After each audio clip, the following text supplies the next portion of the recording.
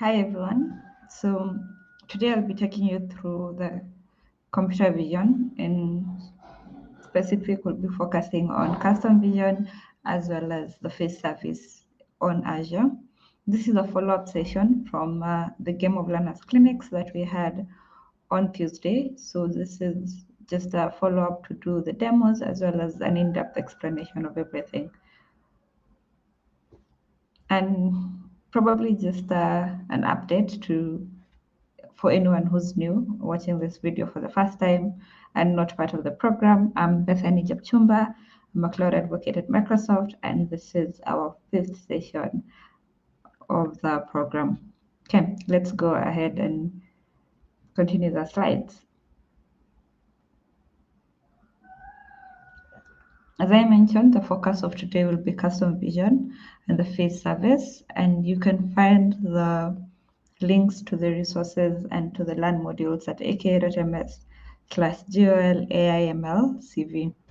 Our learning objectives for today are first to classify images with a custom vision service. So we'll dig a bit into how classification works and then go ahead and do a demo with the custom vision service.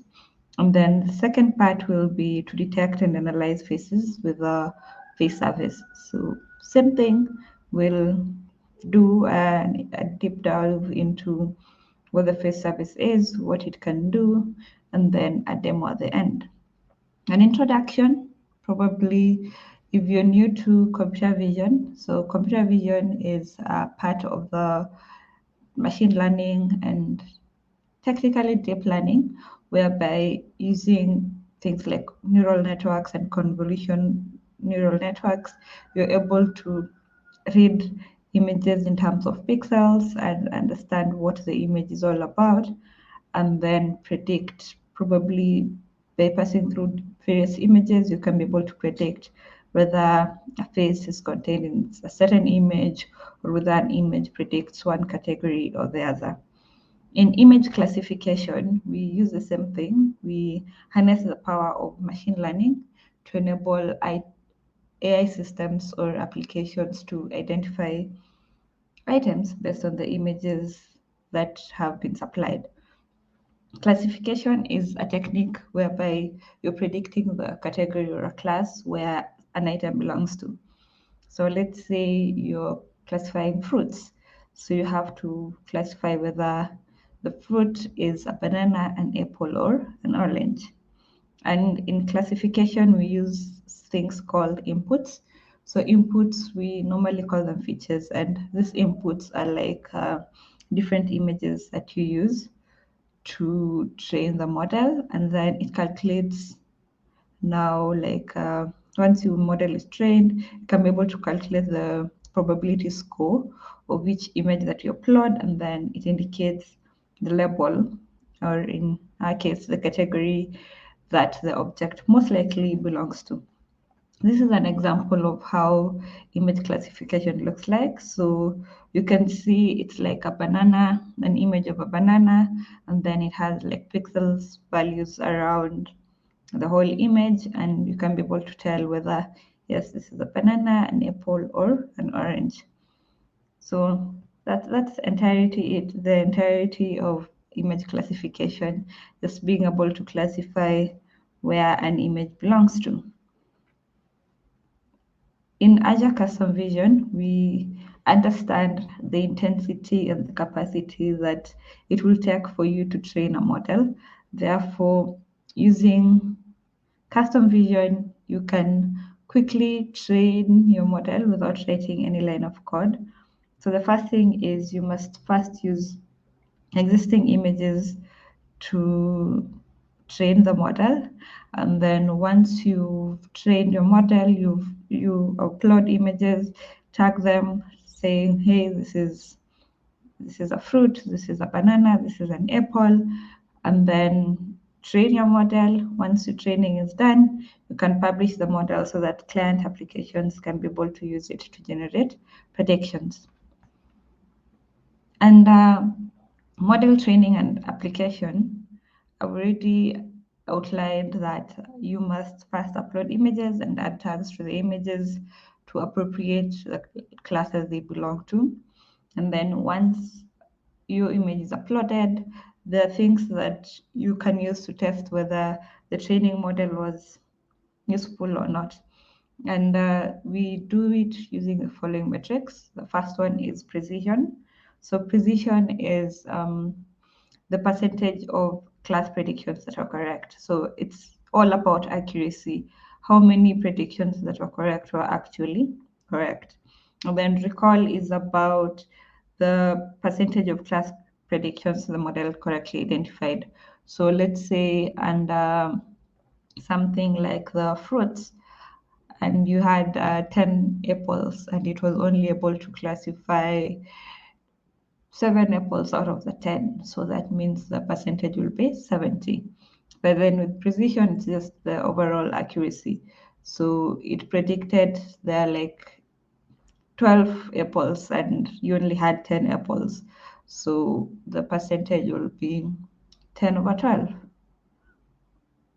and so on and so forth. And then the last prediction metric that we use is the average precision, which considers both precision and recall.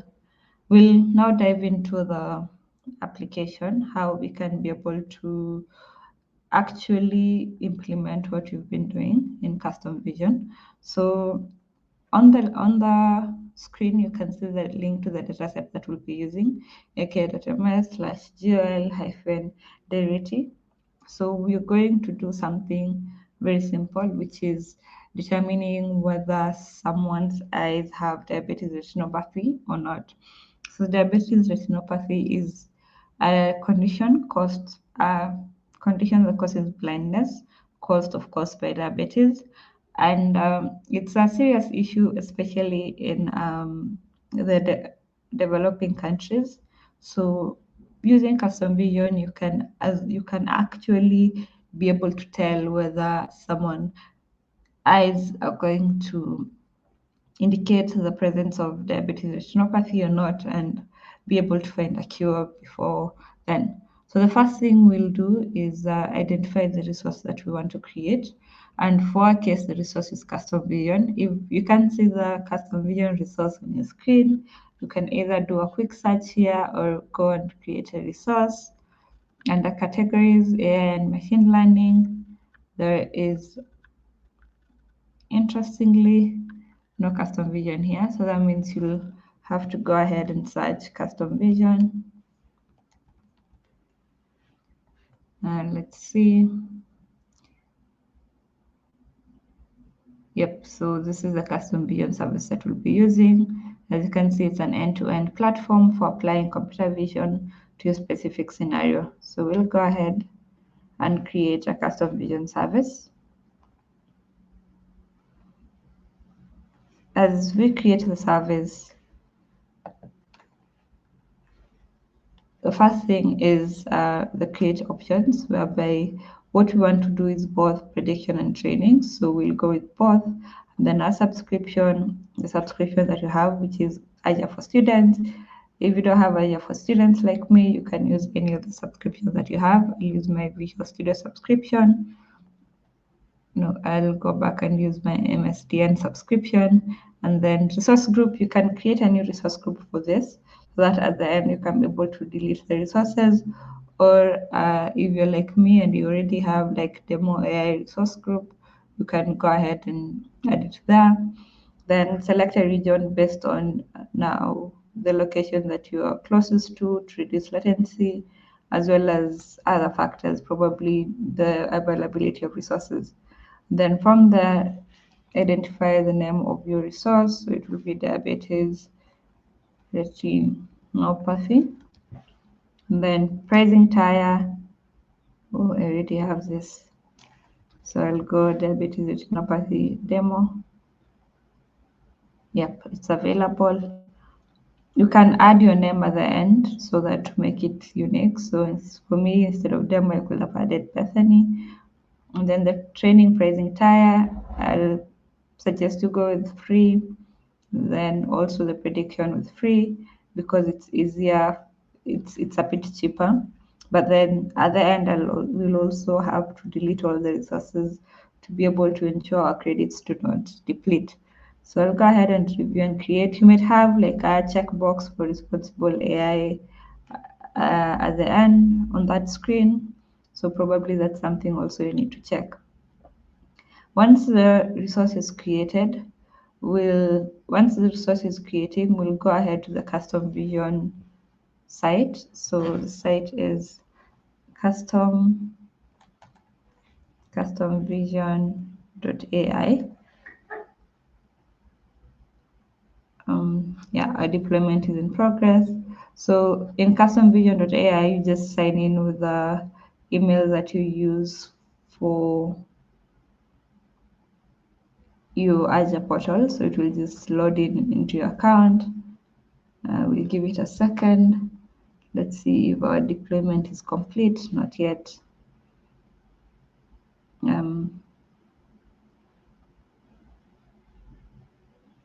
So as you can see, I already have previous projects done, but we can go ahead and create a new project for this. Let me see. Yeah, deployment is complete. You can go to the resource group. You can see the subscription ID. You can also see things like your deployment keys. So this is the 13 deployments succeeded. So what are we looking for? Our prediction. This is our prediction, diabetes retinopathy demo prediction. And then we're supposed to have our training. I'm not sure where it is, but this is our prediction key. So in case you need like your keys and endpoints, you can be able to find them all here. Yeah, your keys and your endpoints can be able to be found here. So mine are blurred, as you can see, so that you're not able to see the keys and endpoints that I use. But then we're done with that, so we'll go ahead and create our project. So diabetes retinopathy project description. We're trying to detect diabetic retinopathy from image classification. Our platform that we're using, it's the resource that we're using, diabetes retinopathy demo. We're doing it classification.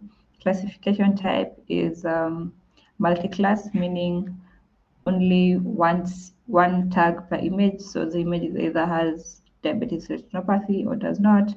And then general, the domain is just a general domain. We'll go ahead and create our project. And then to access our dataset, as I said, it is at aka.ms/gol hyphen diabetes reti, so di-reti.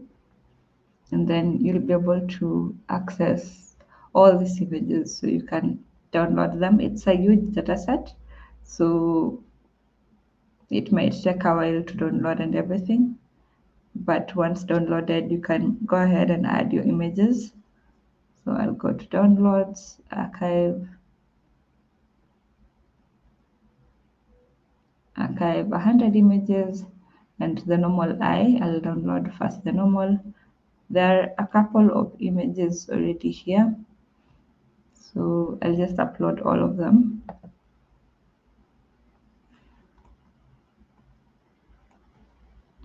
These ones are normal, so they're negative. They do not contain diabetes retinopathy. I'll wait for it to download, to upload, and then I also get the second set of images. So let's give it a second.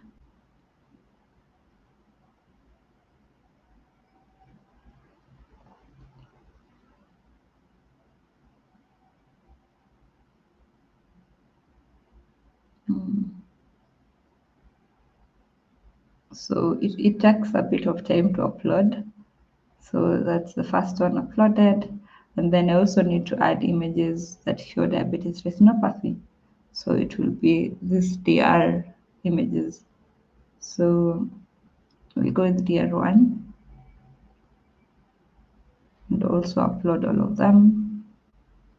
Open, and then this will show positive as they contain the diabetes retinopathy. So I'll also upload this, and it will of course also take a bit of time. Once the uploading is done, we'll go ahead and train our images. So probably as we wait for it to download, let me be opening a previous example so that we can be able to test it while the other one is training. So this is a project I had done before. Okay, our images have uploaded successfully.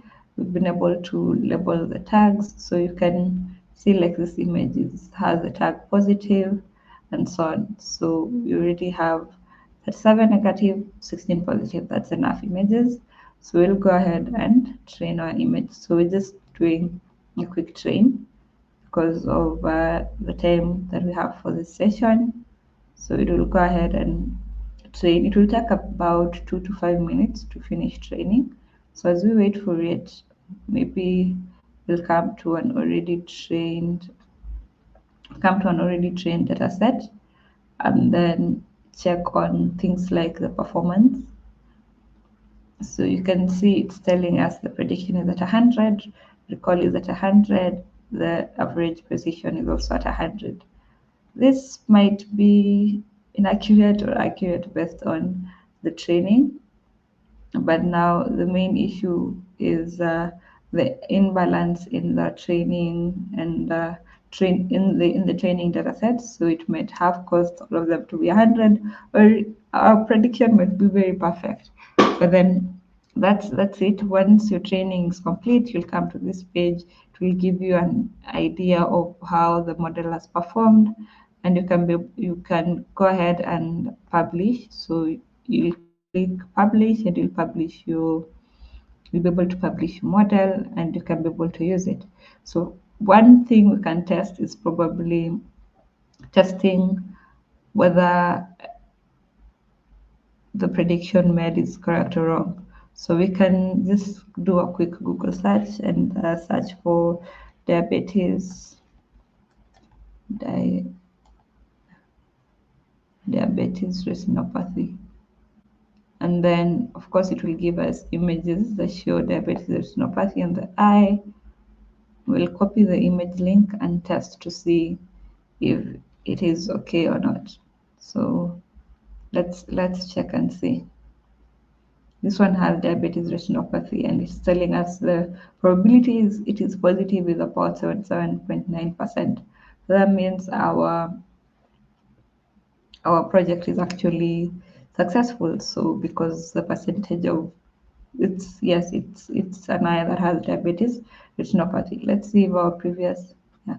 The previous one is yet to complete training. So I'll continue with this since it's accurate, and we'll go ahead and try and test to see how it will perform. So we'll go ahead and take the prediction API. So we want to predict whether an image has diabetes retinopathy or not using an API. In our case, I'll use Postman to check this. And with Postman, our authorization is an API key. So we add the value of our API key here. I'll go back to our portal and copy the API key, come back here and paste the API key. That's the value we're using. And then under headers, as it is mentioned here, we have to set the prediction key to this. So we will be using a URL to test the image.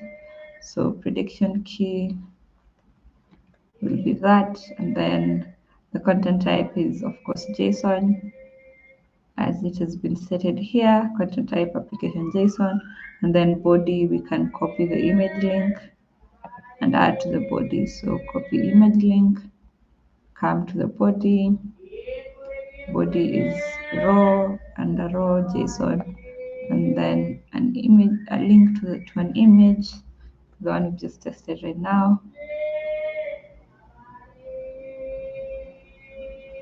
I am not sure if it will be able to predict this as an image, but let's see.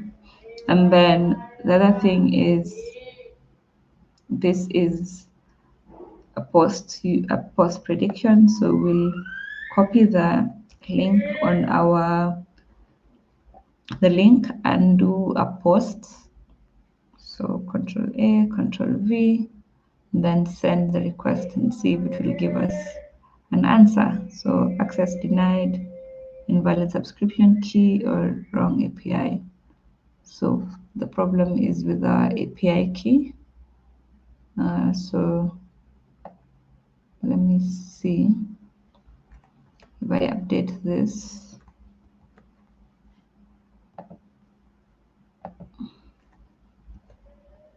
Let's see if it will give us a prediction.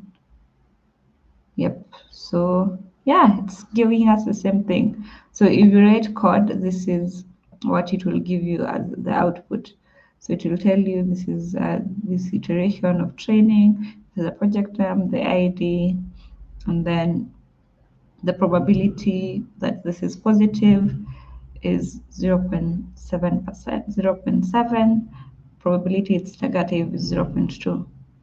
So with this, you can be able to tell, yes, the I is diabetes. So once you're setting your variable keys, this is what you'll continue to do.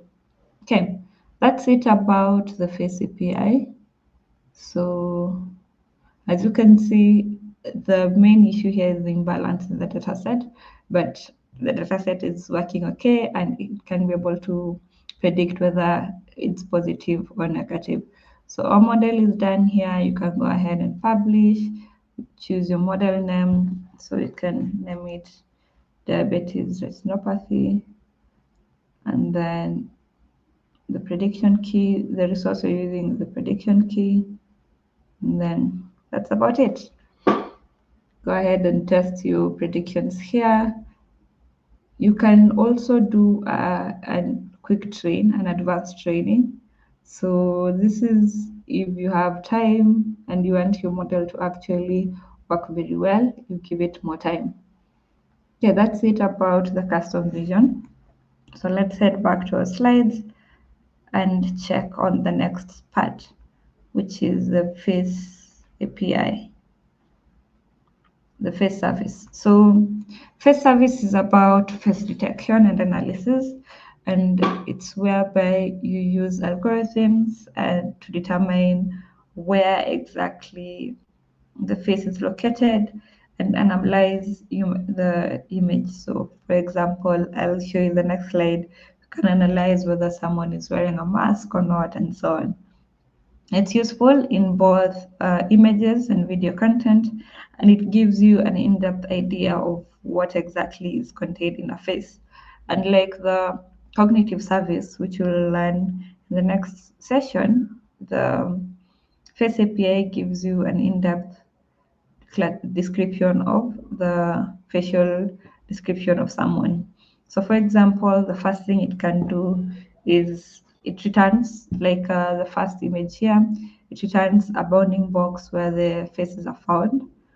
And then the second thing is it returns also information on like facial landmarks. So it tells you, hey, this is your right eyebrow, the lip, and so on. It can also identify like things found in a face. So, for example, indicating the blur, indicating whether someone has glasses, indicating the occlusion, which is if there's an image blocking the face.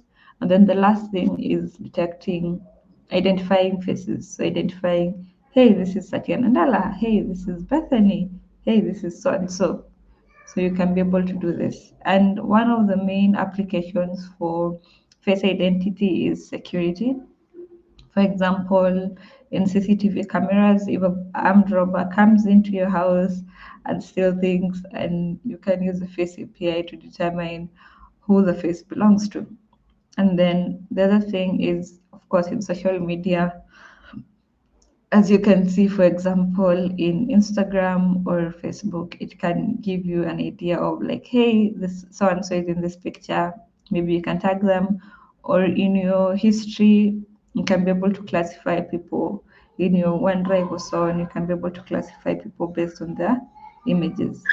And then the other thing is identity validation, which is very useful in security.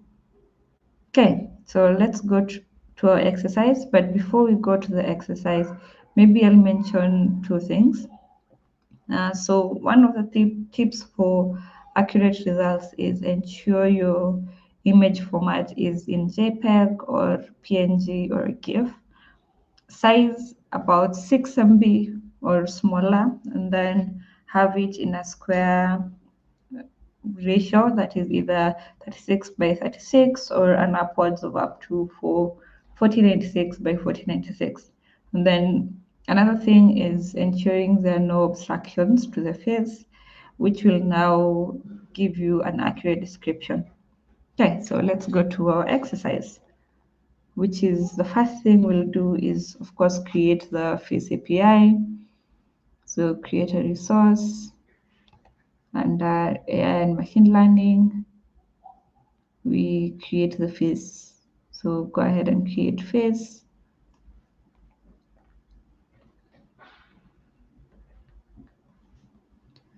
And then do the same thing. Resource group, I'll use demo AI. Region, I'll use the syrup, name, face, detection, demo, pricing tier. Go ahead with the free pricing tier. Oh, the name is already used. Okay, so instead of demo, I'll use my name. Let's see if it's used. Yeah, that's better. Review and create. So after that, you just go and review and create. So once you've been able to create your resource, you want to do, let me duplicate this tab so that I show you what we'll do next. Once the validation is passed, go ahead and create your service.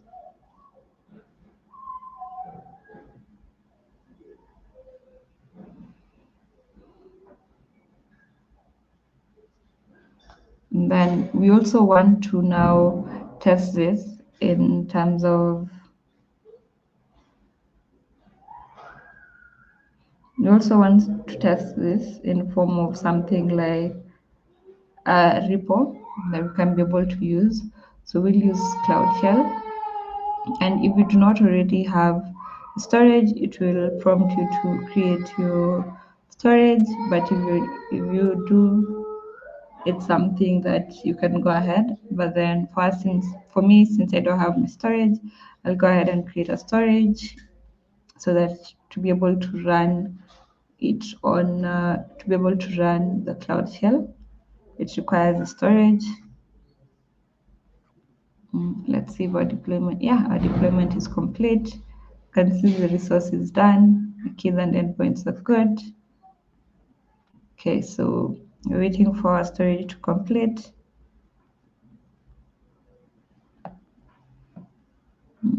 Let's give it a few seconds. But then the main thing also here is the keys and your endpoint that you'll use.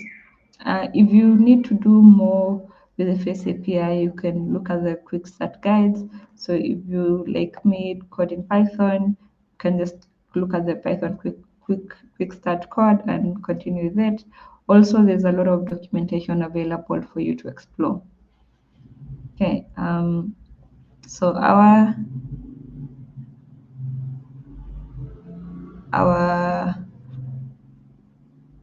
Cloud Shell is up and we'll be using PowerShell, so we'll just retain it as PowerShell.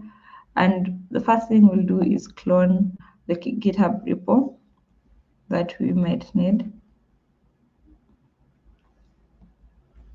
And once the repo is cloned, we'll go ahead and look at the code. So the repo is under the Microsoft Learning, then under AI Fundamentals, AI 900. And once you clone the repo, we want to specifically focus on the code under Face API. So we'll open the code, and then under AI 900, we'll go ahead to find faces.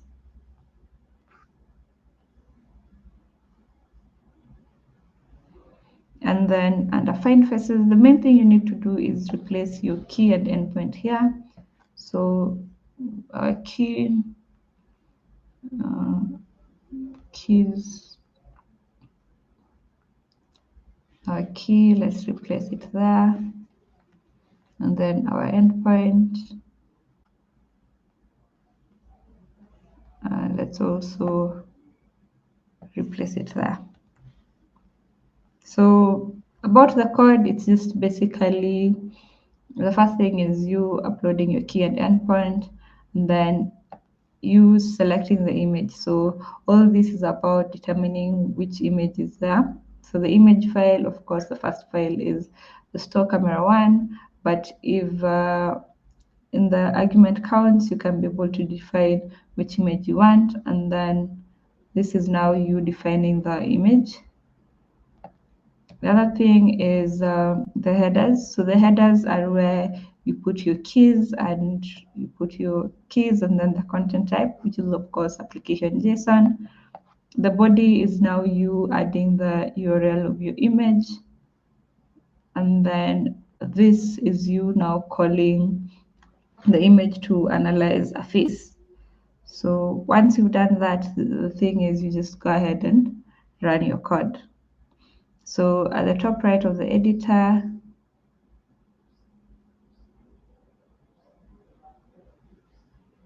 you can open the menu.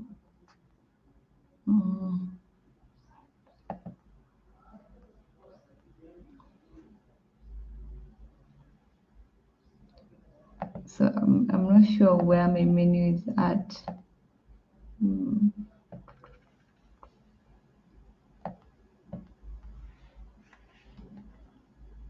So I've just used Control S to save. And then once you save, you can also be able to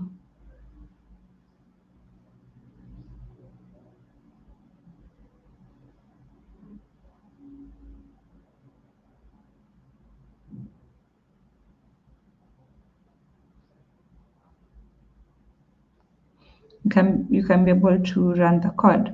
So we'll go directly into AI 900. And then under AI 900, we want to run the file find faces.psi1. Let's see.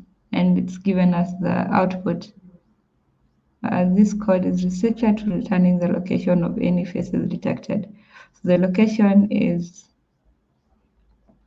that is the location of the face returned. So unfortunately, we cannot be able to detect the individual identifying faces of the individual, but you can be able to see like the location of where the face is at. And if you look at the image that is supporting this, you will be able to find that that's the exact location where the image is. And you can go ahead and try different images. As you can see, you can try out different images and check to see if, of course, they've returned the right location of the image and so on. But then this is a restriction that you cannot be able to return personally identifiable features because of responsible AI. But I think you've been able to get a gist of what you can be able to do with the face service. That's it from my end.